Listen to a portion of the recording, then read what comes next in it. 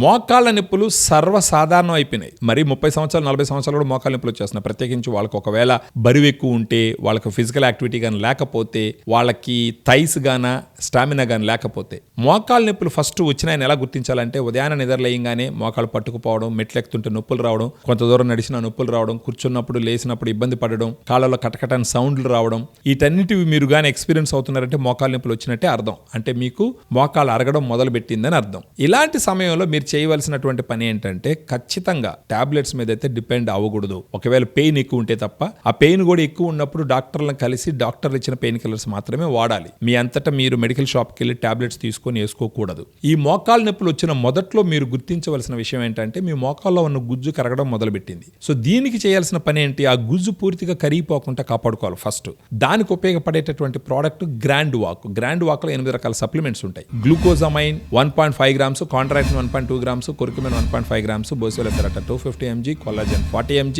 దాంతో పాటు పైనస్ జెరాడినా బార్క్ ఎక్స్ట్రాక్ట్ 100 mg, ఆ తర్వాత వైటమిన్ సి 80 mg ఉంటుంది, పైప్రిన్ 15 mg ఉంటుంది. 8 రకాల సప్లిమెంట్స్ ఉంటాయి. ఈ సప్లిమెంట్స్ అంతా ఒక సాచెట్ లో 7.5 grams పౌడర్ రూపంలో ఉంటుంది. రోజుకు ఒక సాచెట్ ఉదయం కానీ మధ్యాహ్నం కానీ ఒక 250 ml వాటర్ లో కలుపుకొని మీరు భోజనం తర్వాత తాగుతూ ఉన్నారంటే ఒక 3 months టైంలో ఖచ్చితంగా మీకు ఈ మోకాళ్ళ నొప్పులు తగ్గేదానికి అవకాశాలు చాలా చాలా ఎక్కువ ఉన్నాయి. సో ఫస్ట్ మీరు గుర్తుంచుకోవాల్సింది ఏంటంటే కరిగిపోతున్న గుజ్జు కరిగిపోకుండా కాపాడుకోవడానికి చేయవలసిన ప్రయత్నం ఏంటంటే సప్లిమెంట్స్ వాడటమేను.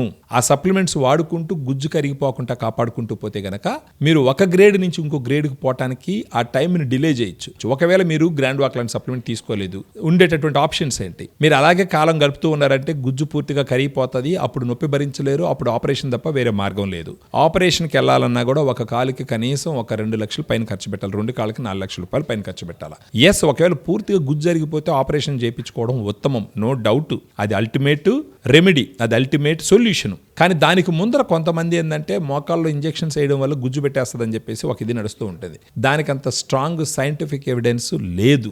సో దానికి పోయినా కానీ లక్షలతో కూడుకున్న పని. సో మనం అశ్రద్ధ చేసి మోకాల్లో కరుగుతున్నటువంటి గుజ్జును కాపాడుకోకుండా ఈ మోకాళ్ళు ఇంజెక్షన్లు వేసుకోవడం, లక్షలు ఖర్చు పెట్టి లేదంటే ఆపరేషన్కి తొందరగా వెళ్ళిపోవడం అనే దానికన్నా కూడా మొదటి నుంచి గ్రాండ్ వాక్ వాడుకుంటూ పోతే వీటి రెండింటి అవసరాన్ని చాలా చాలా డిలే చేయొచ్చు.